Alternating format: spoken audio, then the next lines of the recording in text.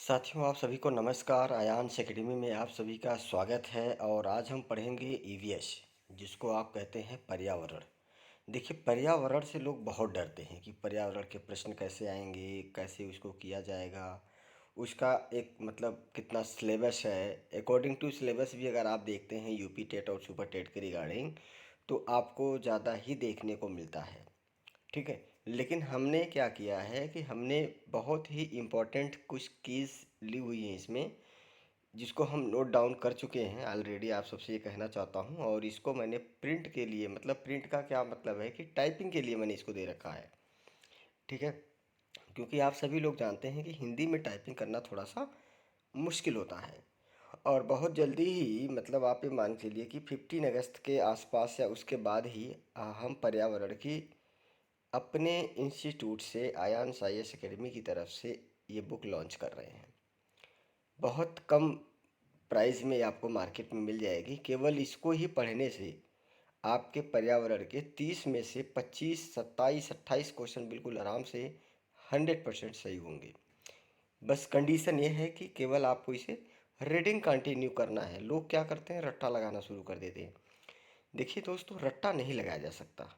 उसको समझने की कोशिश कीजिए, समझिए, उसके बाद उसका रिवीजन कीजिए, बार बार उसको आप पढ़िए। ठीक है। ये समझ लीजिए कि हमने एक M K ओझा करके हैं, उनकी बुक है। नाम भी हमने बता दिया, आप लोग मार्केट से ले जाके ले सकते हैं। तो उन्होंने जो राइट किया है, जो उनका अपना एक रिटन बुक है, वो बहुत ही कठिन शब्दों में है। मतलब कठिन भाषा का इस्तेमाल काफ़ी किया गया है, जिसमें से चीज़ों को समझ पाना मुश्किल है। तो उसको मैंने थोड़ा सरलीकरण कर दिया है, आसान भाषा में इसको लिखने की कोशिश करिए। और वही पॉइंट हमने यहाँ पे नोट किए हैं जो आपके परीक्षा की दृष्टि से वेरी वेरी मोस्ट इम्पॉर्टेंट है। और यही नोट्स, ये हमारा पुराना अपना नोट्स है, इसको मैंने अभी जो है कि इसे अपडेट्स किया है, इसको अपडेट किया है। इसमें कुछ चीज़ें हमने ऐड करी हैं। ठीक है। पुराने नोट से ही मैक्सिमम 28 नंबर तक आए हैं। मैं ये नहीं कह रहा हूँ कि 30 नंबर आए प्राइमरी लेवल में, लेकिन 28 नंबर हमारे कोचिंग से एक बच्चा केवल इसी नोट से पढ़कर पास हुआ है। ठीक है। 28 क्वेश्चन मतलब उसके आए हैं, बाकी आए तो सबके ही हैं, 22, 23, 18, 17, 15, 16। लेकिन हाईएस्ट जो नंबर आया है इस नोट से वो आया है 28। और उस, अगर आप लोगों को यकीन नहीं हो, आप लोग एक काम करिएगा, 2019 का यूपी टेट का पेपर उठाना, और 2018 का यूपी टेट का पेपर आप उठा लेना। उसके बाद आप जो सुपर टेट हुआ था 2019 में, 6 जनवरी 2019 को, उस पेपर को आप उठा लेना। और जो ये नोट्स अभी चूँकि हम आपको स्टार्ट करने जा रहे हैं, तो उसमें से आप मिलाएंगे ना, आपको सभी क्वेश्चन इसमें से मिलते हुए नज़र आएंगे। ठीक है। तो आप लोगों को एक विश्वास बना के चलना पड़ेगा कि अगर हम तैयारी कर रहे हैं किसी भी परीक्षा की, तो खुद पे विश्वास होना बहुत ज़रूरी है। आज के समय में दुनिया बहुत बड़ी है, मल्टी, मतलब कहते हैं ना कि आपने 3 इडियट्स मूवी देखी होगी। आमिर खान वहाँ पे क्या कहते हैं कि जहाँ ज्ञान की गंगा बहे जाके ले लो। ठीक है। मैं अपने आप को किसी से कंपेयर नहीं कर रहा हूँ यहाँ पे। न तो मैं, न तो मेरी कोई टीम किसी से कंपेयर करेगी आने वाले समय में कभी भी। अपने आप में सब स्पेशल होता है। ठीक है। आप लोग, जो भी लोग ये वीडियो देख रहे हैं, जिनको भी ये पॉइंट समझ में आता है, जो भी अभ्यर्थी रजिस्ट्रेशन करा चुके हैं, नहीं भी करा चुके हैं, आफ्टर पब्लिश अभी देखेंगे, तो मेरा सभी से कहना है, आप सभी लोग बहुत स्पेशल हैं। बशर्ते ज़रूरत है कि डेडिकेशन आपका होना चाहिए। अच्छा सा एक डेडिकेट करके अच्छे से स्टडी कर लीजिए। यकीन मानिए, अच्छे लेवल तक आप जाएंगे, मतलब आपको जॉब मिलेगी। और आज ही अभी अपर सचिव का जो है कि बयान आ गया कि 23 जुलाई को नियुक्ति पत्र दिया जा रहा है 69,000 भर्ती वालों को। उसके बाद ये भर्ती प्रक्रिया समाप्त हो जाएगी, और नवंबर दिसंबर तक नई शिक्षक भर्ती आने जा रही है। और जुलाई में अगर यूपी टेट का फार्म नहीं आता है, तो अगस्त में यूपी टेट का फार्म आने की 100% चांसेस हैं। चांसेस क्या है कि अगस्त में आपका आ जाएगा। बहुत लेट होगा तो अक्टूबर में एग्ज़ाम करा के नवंबर में रिजल्ट आउट करा दिया जाएगा यूपी टेट का। उसके बाद सुपर टेट का एग्ज़ाम होगा। तो आप सभी के लिए प्रतिदिन 6 घंटे कम से कम रखिए। ठीक है। तो चलिए हम पढ़ाई कर लेते हैं, नहीं तो आप कहेंगे कि भाई बात ही किए जा रहे हैं। ठीक है। तो हम आज पर्यावरण स्टार्ट कर रहे हैं। ये बहुत ही बेहतरीन नोट्स है, और इसकी प्रिंटिंग बुक भी आपको बहुत जल्दी अवेलेबल हो जाएगी आफ्टर 15 अगस्त। चलिए, पर्यावरण, पहली चीज़ तो समझो कि पर्यावरण कहते किसको है। हम लोग सुनते हैं कि पर्यावरण पर्यावरण, है ना। किसी भी जीवित प्राणी के चारों ओर पाए जाने वाले लोग पाए जाने वाले लोग क्या होंगे? स्थान होंगी, वस्तु होंगी, प्रकृति होगा, है ना। प्रकृति यहाँ पे एक शब्द है, लेकिन प्रकृति का मतलब मित्रों बहुत बड़ा है, विस्तृत रूप है इसका अपना। ठीक है, जैसे पेड़ पौधे, तालाब, है ना, जितने भी छोटे जीव जंतु होते हैं, कीड़े मकोड़े, सभी चीज़ें मिला जुला के एक तरीके से जो भी चीज़ें होती हैं उसको प्रकृति कहते हैं। उनको मिला के यहाँ पे केवल प्रकृति शब्द दे दिया गया। तो पर्यावरण का तात्पर्य यही हो गया कि किसी भी जीवित प्राणी के चारों ओर पाए जाने वाले लोग, स्थान, वस्तुएं एवं प्रकृति को ही क्या कहेंगे? पर्यावरण कहेंगे। पर्यावरण की सीधी सीधी डिफिनेशन जो है कि परीक्षा में पूछ ली गई है। तो चलिए आगे। प्राकृतिक पर्यावरण में पृथ्वी पर पाई जाने वाली जीवी एवं अजीवी दोनों परिस्थितियां सम्मिलित हैं। देखिए, जो हमने वहाँ पे प्रकृति लिखा उसी का एक यहाँ पे रूप है, उसके बारे में थोड़ा सा विस्तृत करने की कोशिश करी है हमने। जबकि मानवीय पर्यावरण में मानव परस्पर क्रियाएं, अपनी गतिविधियां एवं उनके द्वारा बनाई गई रचनाएं सम्मिलित हैं। ठीक है, जीवी। ठीक है, सजीव प्राणियों का संसार जो होता है वो जीवी होता है, जैसे आपका पादप एवं जंतु। और अजीवी जो होते हैं निर्जीव पदार्थों का संसार, जैसे स्थल आदि।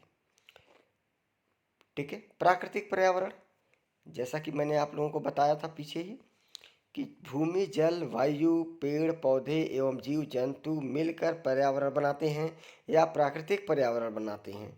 ठीक है, आप इनको ऐसे भी समझ सकते हैं। हाँ, एक बात मैं आपको यहाँ पे और कहना चाहूँगा, जिसको भी समझ में नहीं आता है तो आप लोग हमें ज़रूर बताइए कि आपको समझ में नहीं आ रहा है, आपको इंटरेस्ट नहीं आ रहा है।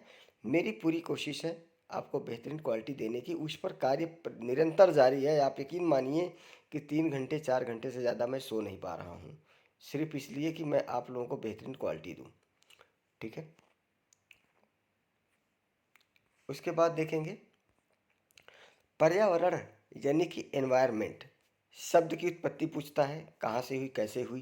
ये परीक्षा में आपसे पूछ लिया गया है, सीधा सीधा पूछ लिया गया है कि कहाँ से हुई, तो फ्रेंच शब्द से हुई है। एनवायर एनवायरोन एनवायरोनेर। ठीक है, और दूसरा है एनवायरोनेर, या तो ये बोल दो या तो ये बोल दो, से हुई, जिसका अर्थ है पड़ोस। पड़ोस का मतलब क्या हुआ कि आपके आसपास के लोग, चारों दिशाओं में रहने वाले लोग ही क्या कहलाएंगे? पर्यावरण कहलाएंगे। सिंपल सी भाषा, इस बात को समझिएगा। मैं बिल्कुल उसी तरीके से समझा रहा हूँ जैसे मैं हिंदी में सबको संज्ञा के बारे में बताता हूँ। सब लोग संज्ञा को लेकर बड़े कंफ्यूज रहते हैं कि भैया संज्ञा किसको कहते हैं। तो संज्ञा मैं देखो यहाँ पे थोड़ा सा मैं आप लोगों को हिंट दे दूँ। हिंदी में जो संज्ञा होती है मित्रों, जिसको भी आप नाम लेके बुलाते हो ना, सब संज्ञा है। जिसको भी आप नाम लेके बुलाते हो वो क्या है? संज्ञा है। उसको बाद में कैटेगरी वाइज परिभाषित किया गया है। उसी तरीके से पर्यावरण है, एट इज इट, पड़ोस। पड़ोस का मतलब आपके चारों ओर रहने वाले लोग सब किसके हिस्से हैं? पर्यावरण के हिस्से हैं। आप कह सकते हैं कि हमारा एनवायरनमेंट है। वो कहते हैं ना कि हम जिस एनवायरनमेंट में रहते हैं वैसा हमें, हमारी परवरिश होती है, वैसा हमें ज्ञान होता है, वही चीज़ होती है। ठीक है ना। तो चलिए आगे चलते हैं। स्थल मंडल, पृथ्वी की ठोस, जो पृथ्वी की जो ठोस वस्तु मतलब प्रॉपर्टी या कठोर है, उसकी परत को क्या कहते हैं? स्थल मंडल कहते हैं। यह चट्टानों एवं खनिजों से बना होता है। खनिजों और चट्टानों का मतलब आप समझ सकते हैं। खनिज का मतलब होता है मित्रों तेल वगैरह, मतलब जैसे हीरा, तेल तो आप कह सकते हैं कि तो मतलब लिक्विड में हो गया, लेकिन ये भी खनिजों में ही आते हैं। ठीक है ना। जैसे डायमंड हो गया, गोल्ड हो गया, ये सब क्या है? सब पृथ्वी के अंदर से तो निकलते हैं। परत दर परत, परत दर परत जो जमती चली जाती है, उसके बाद इनका उत्पादन होता है। इनकी मतलब एक तरीके से कहते हैं कि जन्म होता है। चट्टानों एवं खनिजों से बना होता है एवं मिट्टी की पतली परत से ढका हुआ होता है। जिसको हम जमीन खोदते हैं तो मिट्टी क्या है? एक पतली परत है, जिसको हम खोदते हैं, कुआं कुआं बनाते हैं, पानी निकलता है। उसके बाद भी अगर आप खोदते चले जाएंगे तब आपको आगे जाके चट्टानें मिलेंगी, खनिज मिलेंगे। और कहीं कहीं आपने देखा होगा पृथ्वी के सापेक्ष, पृथ्वी के सापेक्ष का मतलब कि समानांतर। आपने देखे होंगे हिमालय पर्वत पे चले जाइए या आप हिमाचल प्रदेश चले जाइए। ठीक है, तो वहाँ पे आपको देखने को मिलेंगे। कोई पठार आप चले जाइए, पहाड़ों पे चले जाइए, तो वो सब क्या है? चट्टानें हैं, वो सब देखने को आपको मिलेंगी। तो मिट्टी जो हम, जहाँ पे हम लोग रहते हैं, जहाँ पे एक तरीके से मानव निवास करता है, जहाँ पे पेड़ पौधे अधिक मात्रा में पाए जाते हैं उसको ही पतली परत कह सकते हैं आप। ठीक है, मैक्सिमम हिस्सा लगभग 95% से मैक्सिमम हिस्सा जो है कि मिट्टियों से ढका हुआ है। इसीलिए कहते हैं कि पृथ्वी की जो पहली परत है वो चट्टानों वगैरह से बनी हुई है और उसी को क्या कहते हैं, स्थल मंडल कहते हैं। इसके साथ साथ आप किताबों को भी पढ़ते रहिएगा। बाकी अभी हम यहाँ पे आपको पीडीएफ के थ्रू ज़रूर पढ़ा रहे हैं, लेकिन जल्द ही आपको हम बोर्ड पर पढ़ाते हुए नज़र आएंगे। ठीक है, थोड़ा सा मैनेज करना पड़ेगा आपको।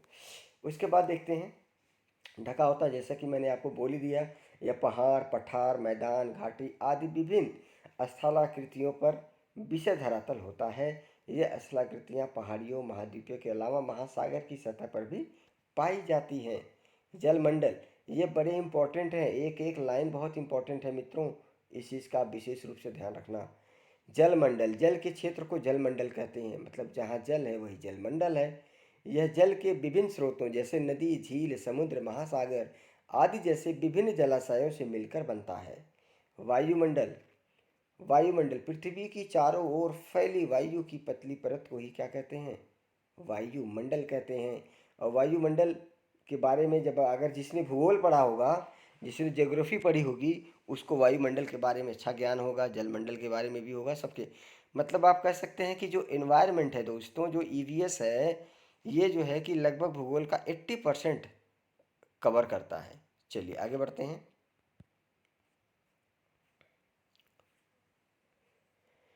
पृथ्वी का गुरुत्वाकर्षण बल चारों ओर वायुमंडल को थामे रखता है। ठीक है, पृथ्वी का गुरुत्वाकर्षण बल, अगर पृथ्वी के अंदर गुरुत्वाकर्षण बल न हो तो हम सभी लोग उड़ते हुए नजर आएंगे। ठीक है, अगर कोई चीज़ अगर आप ऊपर फेंकते हो तो वो नीचे को आती है। तो पृथ्वी क्या करती है, अपनी तरफ को आकर्षित करती है, अपनी तरफ को खींचती है किसी भी वस्तु की। जितना जो वस्तु जितना मतलब स्ट्रोंग होगा, जितना उसमें वजन होगा, उस वस्तु को पृथ्वी बहुत तेज़ी से खींचती है। उदाहरण के तौर पे मैं आप सबसे कहना चाहता हूँ कि आप एक बॉल को छत पर से नीचे गिरिएगा और एक मतलब कागज़ का टुकड़ा आप गिरिएगा, तो सबसे पहले आपको जो बॉल है वो नीचे गिरती हुई नज़र आएगी।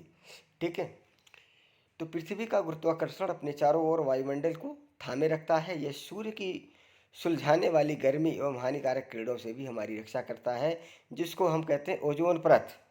ओजोन परत को आपने सुना ही होगा। और ओजोन परत की वजह से ही अगर आप लोग देखें तो पूरा जो मानव जीवन है वो सुरक्षित है। आप लोग देखते होंगे कि हमारे अड़ोस पड़ोस में, हमारे रिलेटिव्स में भी, जानने वालों में कई लोगों को कैंसर होता है। तो ओजोन परत में जो है कि थोड़े से छिद्र हो गए हैं, छेद हो गए हैं, जिसकी वजह से जो पैरावैगनिक किरणें हैं वो डायरेक्ट आती हैं और वो जो है कि रिफ्लेक्ट करती हैं, जिसकी वजह से नुकसान होता है।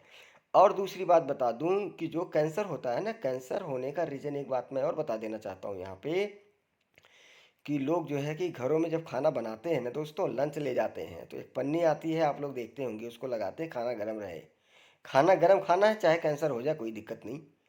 भाई एक चीज़ बताइए, आज सभी चीज़ें लगभग आधुनिकरण हो गया है, हमारे सबके पास काफ़ी चीज़ें अच्छी हैं, पैसा है, सब चीज़ें हैं, तो हम उस पन्नी का इस्तेमाल करते हैं जो ऑलरेडी हमें नुकसानदेह पहुंचाती है, नुकसान देती है। तो जो लोग खाना जो गर्म करते हैं, जैसे मान लीजिए जो रोटी ले जाते हैं मित्रों, तो रोटी जो उसमें लपेट के ले जाते हैं ना, तो उससे ले जाते हैं तो रोटी क्या रहती है, गर्म रहती है। ठीक है ना, लेकिन गर्म क्यों रहती है, क्योंकि वो जो जिसका वो इस्तेमाल करते हैं वो नुकसान करती है।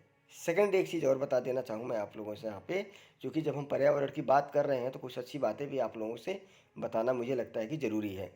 जब हम किसी होटल में जाते हैं और कहते हैं भैया खाना पैक कर दो, घर पे लेके जाना है, घर पे आराम से खाएंगे, तो वो क्या करेगा, पॉलीथीन जो होती है ना, पॉलीथीन में गर्म खाना पैक कर देता है।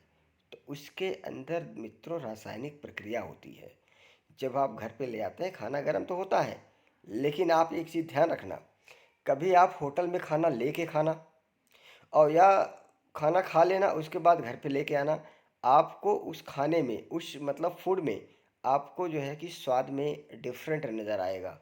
आप इसका जो है कि प्रैक्टिकल कर सकते हैं, मैंने खुद किया हुआ है, इसलिए मैं आप लोगों को बता रहा हूँ। तो इसलिए मैं कभी भी बाहर जाता हूँ, खाना वहीं खा लेना है, पैक करके कभी नहीं लाना है, ऐसा मेरा मानना है। ठीक है, बाकी आप लोग देख ही रहे हैं, इस समय जोमेटो आ गया है, सभी चीज़ें आ गई हैं, लोग ऑर्डर करते हैं, खाना गरम गरम आता है, लोग खाते हैं, वो सबसे ज़्यादा नुकसानदेह है। मेरे अनुसार नमक रोटी आप खाइए मित्रों, आप स्वस्थ रहेंगे, कैंसर से बच के रहेंगे और अन्य जो बीमारियां हैं आप उससे भी बच कर रहेंगे। ठीक है, क्योंकि जीवन है तो सब कुछ है। चलिए आगे बढ़ते हैं। कुछ ज़रूरी जानकारी मैंने आपको दे दी, तो आगे से आप लोग ध्यान रखना, जितने भी लोग इस वीडियो को देख रहे हैं या जो भी लाइव जुड़े हुए हैं या अपलोड होने के बाद जो भी देखेंगे पब्लिश होने के बाद। तो पृथ्वी का गुरुत्वाकर्षण अपने चारों ओर वायुमंडल को थामे रखता है। ये सूर्य की सुलझाने वाली गर्मी एवं हानिकारक किरणों से हमारी रक्षा करता है। इसमें कई प्रकार की गैस, धूल, कण, जल वाष्प उपस्थित रहते हैं। वायुमंडल में परिवर्तन होने से मौसम परिवर्तन होता है, ये आप अच्छे से जानते हैं। जितने भी लोग इस समय मेरे से लाइव जुड़े हैं, अगर कोई भी दिक्कत है, कोई भी प्रॉब्लम है, तो प्लीज़ कमेंट करके बताना ना भूलें। आफ्टर पब्लिश वो लोग भी कमेंट जरूर करें, क्योंकि देखिए मैं बार बार ये जानना चाहता हूँ कि मैं जो आपको यहाँ से चीज़ें अवेलेबल करा रहा हूँ आप तक सही से पहुँच रही है कि नहीं पहुँच रही है। मेरा मकसद है किसी भी तरह से आपको कामयाब करने का। ठीक है, क्योंकि हम भी इसके लिए समय दे रहे हैं। ठीक है मित्रों, चलो आगे बढ़ते हैं। पादप एवं जीव जंतु मिलकर जैवमंडल या सजीव संसार का निर्माण करते हैं। यह पृथ्वी का वह संकीर्ण क्षेत्र है जहाँ स्थल जलवायु मिलकर जीवन को संभव बनाते हैं। स्थल जलवायु की बात हमने यहाँ पे करी है, जैसे हम लोग स्थल पे रहते हैं, पानी पीते हैं, तालाब में चले गए, नहा आए, नदी में चले गए, तो इससे भी क्या है, मिलकर एक जीवन बनता है दोस्तों। और आप अपने जीवन में खुद से कभी भी इंडिपेंडेंट नहीं हो सकते। जो लोग कहते हैं ना, मुझे किसी की ज़रूरत नहीं पड़ेगी, मैं ये कर लिया हूँ, वो कर लिया हूँ, जीवन पर्यंत मित्रों आप सभी लोगों को एक दूसरे पर डिपेंड रहना पड़ेगा। यही तो प्रकृति है, यही पर्यावरण है, ये पर्यावरण का नियम है। इसको आप नहीं बदल सकते। जिसने भी बदलने की कोशिश करी वो ख़त्म हो गया। इस चीज़ का आप ध्यान रखना। ठीक है, उसके बाद हम आते हैं परितंत्र। वह तंत्र जिसमें समस्त जीवधारी आपस में एक दूसरे के साथ पर्यावरण के उन भौतिक रासायनिक कारकों के साथ मिलकर परस्पर क्रिया करते हैं जिसमें वे निवास करते हैं। ये सब ऊर्जा या पदार्थ के स्थानांतरण द्वारा संबंध रखते हैं। इसका सबसे बड़ा उदाहरण मैं आपको बता दूं, एक तालाब आप ले सकते हैं। तालाब, छोटा सा तालाब ले सकते हैं आप। ठीक है, आगे आई थिंक मैंने लिखा भी होगा। सभी पेड़ पौधे, जीव जंतु एवं मानव अपने आसपास के पर्यावरण पर क्या रहते हैं, अर्पित रहते हैं, मतलब डिपेंडेंट हैं। वो कभी भी खुद पर निर्भर नहीं रहते। जैसे मोदी जी ने बोला ना, आत्मनिर्भर। पूरे दुनिया में दोस्तों कोई भी आत्मनिर्भर नहीं बन सकता, इस चीज़ का आप ध्यान रखिएगा। चाहे आप कुछ भी हो जाइए, आप आत्मनिर्भर कभी भी ज़िंदगी में नहीं बन सकते, ये सत्य है और ये हमेशा रहेगा। ठीक है, चलिए। प्रायः वे एक दूसरे पर आश्रित रहते हैं। एक तरीके से जीवधारियों का आपसी एवं अपने आसपास के लोगों में संबंध रहता है। जैसा कि हमने बताया ना कि जिसे आत्मनिर्भर की मैं बात कर रहा था आप लोगों से, यानी कि ये नियम है, ये नेचर का अपना एक रूल है, ये प्रकृति का एक रूल है, पर्यावरण का अपना एक रूल है, जिसको आप चाह कर भी नहीं बदल सकते। ठीक है, चलिए आगे बढ़ते हैं।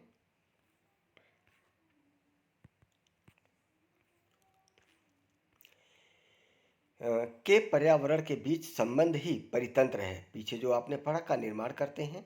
अधिक वर्षा वाले वन, घास स्थल, रेगिस्तान, पर्वत, झील, नदी, महासागर एवं छोटे से तालाब का एक भी परितंत्र हो सकता है। ठीक है, मतलब कहने का तात्पर्य मित्रों यह है कि कहीं पे बहुत ज़्यादा गड्ढा है, पानी वहाँ पे एकत्रित हो जाता है और वो पानी वहाँ पे नहीं सूखता है, तो वह भी एक उदाहरण है परितंत्र का। सीधा सीधा ऑप्शन में पूछ लिया गया था कि परितंत्र का इनमें से कौन सा उदाहरण है ऑप्शन में। अब परितंत्र का मतलब ही नहीं लोग समझे तो उदाहरण कहाँ से बताएंगे। इसलिए ज़रूरी है कि आप लोग इसके बारे में अच्छे से पढ़ें। और बाकी ये जो की पॉइंट्स मैंने आपको अवेलेबल अभी करा रहे हैं वीडियो में, बाकी टाइपिंग के बाद हम आपको पीडीएफ अवेलेबल करा लेंगे। यकीन मानिए केवल उसी को रिवीजन कर लेना। 25-30 नंबर, मतलब 25-26 नंबर कहीं नहीं गए हैं आपके पर्यावरण से प्राइमरी लेवल में। ठीक है, 5 जून को पर्यावरण दिवस मनाया जाता है और 5 जून को मेरा अपना जन्मदिन भी है, इसलिए मैंने यहाँ पे अपना जन्मदिन भी लिख दिया है कि मेरा जन्मदिन, और ये प्रिंटिंग जो बुक होगी उसमें भी रहेगा। मानवीय पर्यावरण, मानव अपने पर्यावरण के साथ पारस्परिक क्रिया करते हैं और उसमें अपनी आवश्यकता के अनुसार परिवर्तन करते हैं। हम सभी लोग मानव हैं, हम अपनी आवश्यकता के अनुसार क्या करते हैं, परिवर्तन करते रहते हैं। उदाहरण के तौर पे समझने की कोशिश करूँ, पहले हम लोग पैदल चलते थे। ठीक है, कपड़े नहीं पहनते थे, फिर हमने कपड़ा पहनना सीखा।